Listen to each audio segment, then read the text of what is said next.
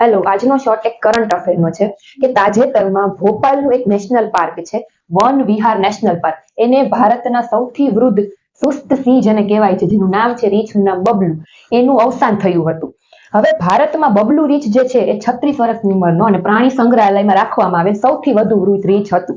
વર્ષ 2006માં 19 વર્ષની ઉંમરે જ બબલુને રાજસ્થાનમાં મદારી પાસેથી બચાવીને વન વિહાર નેશનલ પાર્કમાં લાવવામાં આવ્યો હતો. પહેલા તો એવું હતું ને, આપણે એ કેમ મદારી છે એ ઓલામાં સાપ ને એનાથી ખેલ દેખાડતો હોય આપણને, તો ત્યાં એ બાજુ એવું હતું કે રીંછને નચાવતો, બરાબર, સાપને નહીં પણ રીંછને નચાવતા બધા મદારી. તો પછી એની મનાઈ આવી ગઈ, એટલે જેટલા પણ મદારી પાસે રીંછો હતા ને બધાને પકડી અને નેશનલ પાર્કમાં રાખી દેવામાં આવ્યા. ક્યાં? વન વિહાર નેશનલ પાર્ક. એમાંથી બબલુ પણ એમાંનો એક જ હતો. ડાન્સિંગ બિયર કહેવાતા એ બધાને.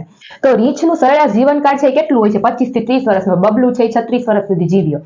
હવે બીજો એક રીંછ પણ હતો, એવો ગુલાબો રીંછ. એ ભારતના પ્રાણી સંગ્રહાલયમાં રાખવામાં આવેલ હજી છે સૌથી વૃદ્ધ રીંછ છે, અત્યારે બની ગયું છે.